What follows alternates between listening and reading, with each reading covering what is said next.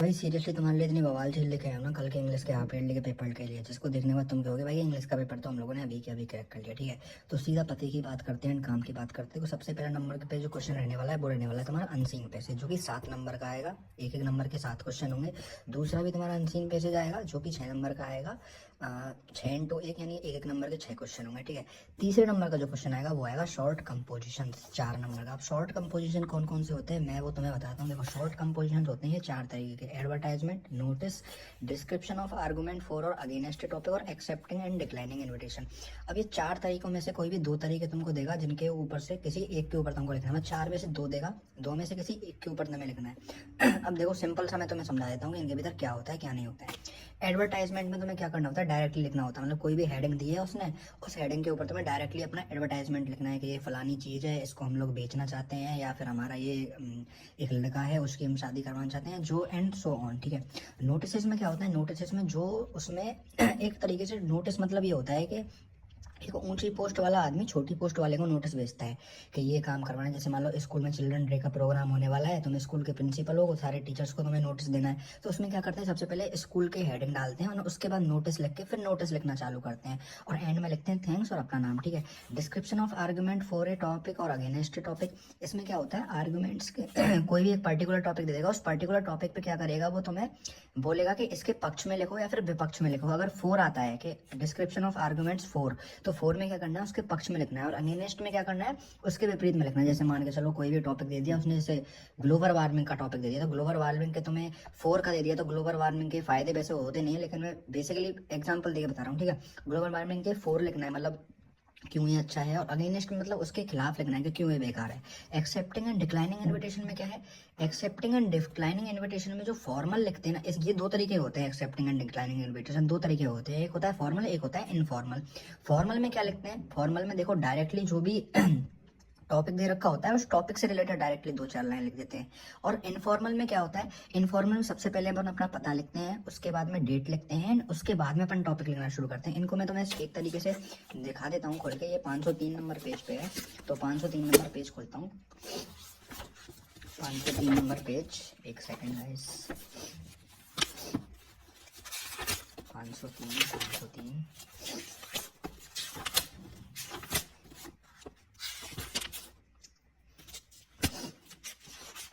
हाँ तो भाई देखो इस तरीके के कुछ अपन के एडवर्टाइजमेंट लेके जाते हैं। जैसे कि मान के चलो मिस्टर ब्राइड, जैसे मान के चलो ये क्वेश्चन आता है तुम्हारे पेपर के भीतर, mister Rajiv Gupta is looking for a bride for his son. मतलब एक राजीव गुप्ता नाम का कोई आदमी है, वो अपने बेटे के लिए एक दुल्हन ढूंढ रहा है। तो तुम्हें सबसे पहले क्या करना है, एक छोटी सी हेडिंग डालनी है, उसके बाद कुछ ये 3-4 लाइन बना के तुम लोग लिख सकते हो कि लड़के की इतनी हाइट है, लड़का इसमें काम करता है। तो इस तरीके से देखो सिंपली एडवर्टाइजमेंट लिखते हैं। सिंपली याद रखो, एडवर्टाइजमेंट में डायरेक्ट जो हेडिंग आती है उस हेडिंग को डाल के डायरेक्टली 3-4 लाइन लिखनी है। ठीक है, एडवर्टाइजमेंट अपन लोग इस तरीके से लिखते हैं। उसके बाद अपन की जो सेकंड चीज आती है, सेकंड चीज क्या आती है अपन की, वो आती है नोटिस। नोटिस में क्या करते हैं, देखो सबसे पहले ये क्वेश्चन दे रखा है, क्वेश्चन में देखो यहाँ पे स्कूल का नाम रख रहा है, eco club of GSS Rangpur has proposed a plantation camp, right a notice school notice board appealing student to take part. अब इसमें क्या कर रहा है, कोई भी टीचर या फिर प्रिंसिपल है वो स्टूडेंट्स को लिख रहा है कि इसके भीतर भाग लो।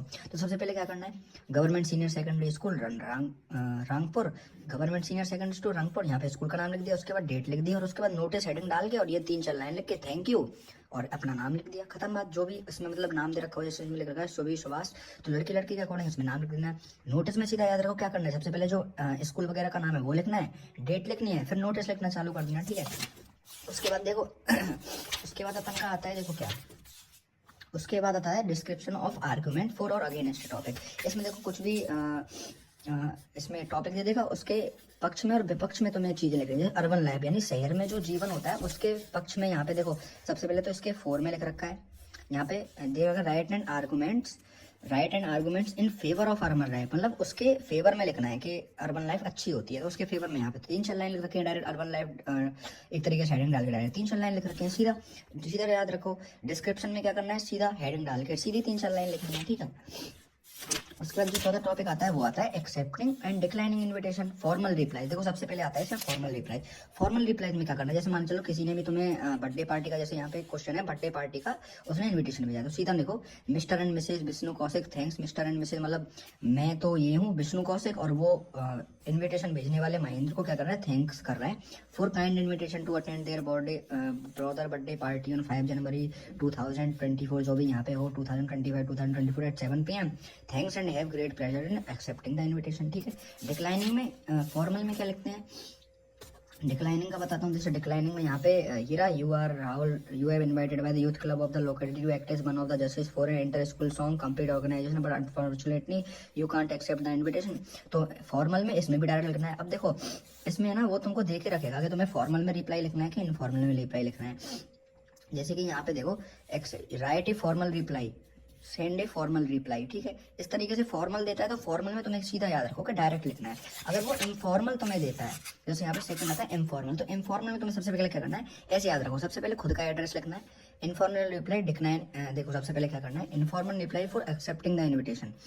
एक्सेप्टिंग करने के लिए क्या लगेगा, सबसे पहले अपना पता, उसके बाद डेट लिखनी है, उसके बाद डियर मलाती या फिर जो भी उसमें नाम हो उससे रिलेटेड है, उसके बाद डिस्क्रिप्शन लिख के योर सिंसियरली शालिनी, ठीक है। ऐसे डिक्लाइनिंग में क्या करना है, सबसे पहले अपना नेम, वो सॉरी सबसे पहले अपनी प्लेस जहाँ पे रहते हो, उसके बाद अपना एड्रेस सबसे पहले, उसके बाद डेट, एंड उसके बाद यहाँ पे डियर मालते जो भी एड्रेस करने के लिए लिखने हैं, जो भी बोलने के लिए लिखते हैं, एंड उसके बाद उसकी डिस्क्रिप्शन लिखनी है, एंड उसके बाद with best wishes your sincerely Shalini, ठीक है। सिंपली यहाँ पे ऐसे कर दो। तो ये तुम्हारे 3rd नंबर के क्वेश्चन के भीतर है शॉर्ट कंपोजिशन। इनमें देखो कुछ भी नहीं है, सिंपल मैं तुम्हें एक तरीके से दोबारा बता देता हूँ, सीधा याद रखो। एडवर्टाइजमेंट में क्या करना है, डायरेक्ट लिखना है, जो भी टॉपिक हो उसके ऊपर डायरेक्ट लिखना है, कोई भी कुछ भी नहीं डालना, ठीक है। डिस्क्रिप्शन ऑफ आर्गुमेंट फॉर और अगेंस्ट टॉपिक, इसके भीतर भी क्या करना है, डायरेक्टली लिखना है, इसमें भी कोई झंझट करने की बात नहीं। नोटिस में क्या करना है, नोटिस में क्या करना है, हेडिंग डाल के लिखना है, थोड़ा सा हेडिंग डाल दो और डेट डाल दो, उसके बाद में लिखना है थोड़ा सा, ठीक है। एक्सेप्टिंग एंड डिक्लाइनिंग के फॉर्मल में क्या करना है, डायरेक्ट लिखना है, और एक्सेप्टिंग एंड डिक्लाइनिंग के इनफॉर्मल में क्या करना है, सबसे पहले खुद का पता डालना है, डेट डालनी है, एंड देन उसके बाद डियर या फिर जो भी लगा के आगे लिखना है, ठीक है। तो ये सिंपल सा इसमें होता है।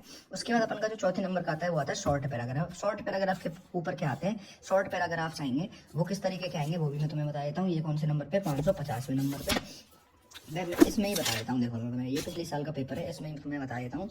देखो शॉर्ट पैराग्राफ किस तरीके का आएगा, शॉर्ट पैराग्राफ आएगा तुम्हारा कुछ इस तरीके का, रिपोर्ट आएगी एक, और रिपोर्ट के नीचे मतलब मैं तुम्हें एक तरीके से उसको खोल के बता देता हूँ ना भाई।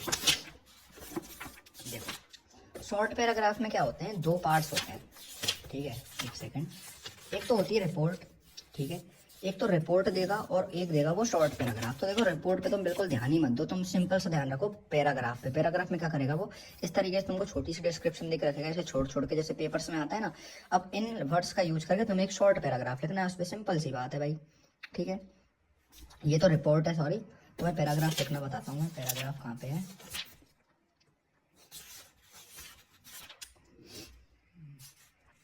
रिपोर्ट, ये भाई ये रहा पैराग्राफ, ठीक है। पैराग्राफ में क्या करेगा, सिंपल सा कोई भी टॉपिक दे देगा, on road safety with given help of given points दे देगा, उसके ऊपर तुम्हें ये शॉर्ट पैराग्राफ लिखना है। सिंपल सा बात है भाई।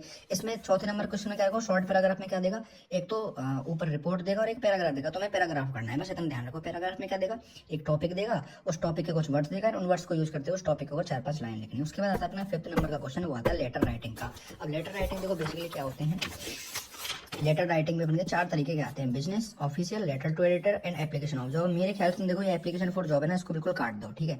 बिजनेस लेटर में क्या होता है, ऑफिशियल लेटर में क्या होता है, लेटर टू द एडिटर में क्या होता है, वो मैं तुम्हें सिंपल सा बताता हूँ। ये है 580 नंबर पेज पे, ठीक है। 580 नंबर पेज में खोलता हूँ यहाँ पे।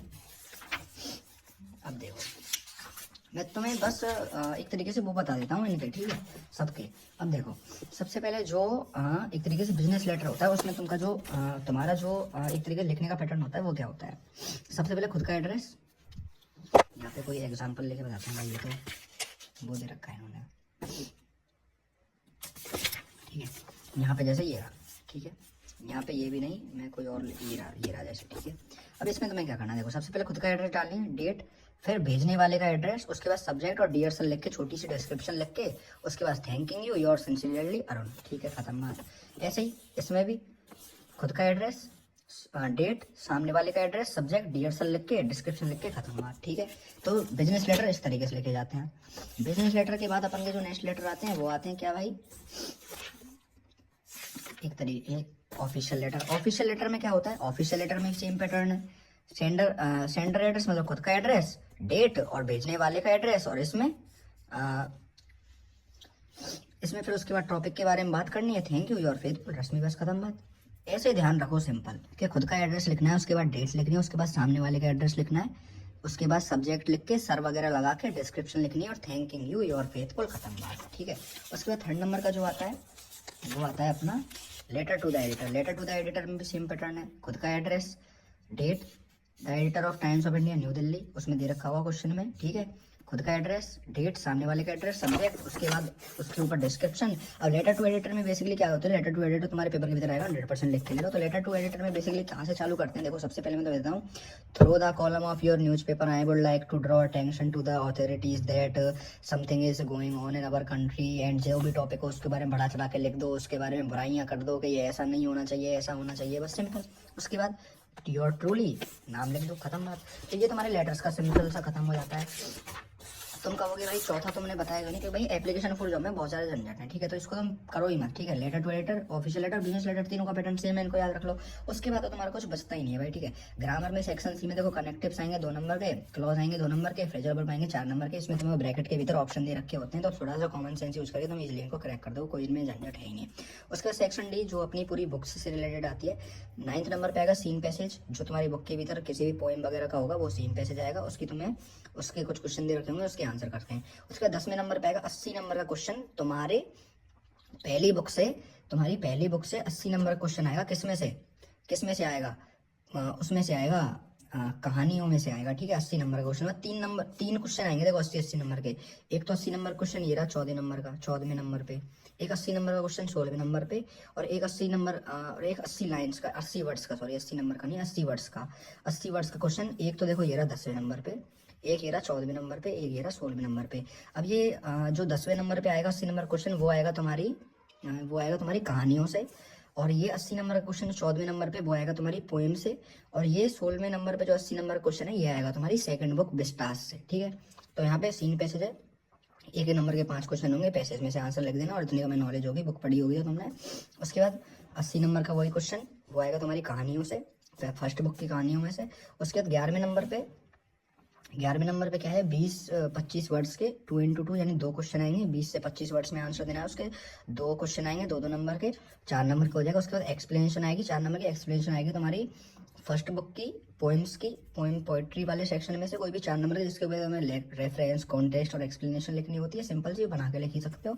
उसके बाद 14वें नंबर पे 80 नंबर क्वेश्चन आएगा 3 into 1 3 नंबर का। उसके बाद 15वें नंबर पे 20 से 25 वर्ड के 2 क्वेश्चन आएंगे 2-2 नंबर के, 4 नंबर का ये हो जाएगा। 16वें नंबर पे क्या आएगा क्वेश्चन, 80 वर्ड्स का 3 into 1 3 नंबर का क्वेश्चन आएगा, 80 वर्ड्स का, ये आएगा तुम्हारी विस्टास वाली बुक से, ठीक है। और ये वाला आएगा तुम्हारी पोएट्री सेक्शन से, और ये वाला आएगा तुम्हारे कहानी वाली सेक्शन से, ठीक है। ये वाला आएगा कहानी वाली सेक्शन से 11वें नंबर क्वेश्चन। 7वें नंबर पे क्या आएगा, 6 MCQ आएंगे 1 नंबर के, 6 नंबर का, यहाँ से हो जाएगा तुम्हारा काम तमाम। तो यही था तुम्हारा सिंपल सा इंग्लिश का पेपर, इतना ज़्यादा दिमाग लगाने की तुमको कोई जरूरत है नहीं, सिंपल सा बस याद रखो। राइटिंग वाले सेक्शन में जो तीसरे और जो ये 3, 4, 5 नंबर क्वेश्चन है ये तुम्हारे इंपॉर्टेंट क्वेश्चन है, तो इनको मैं तुमसे फिर से एक और बार बता देता हूँ।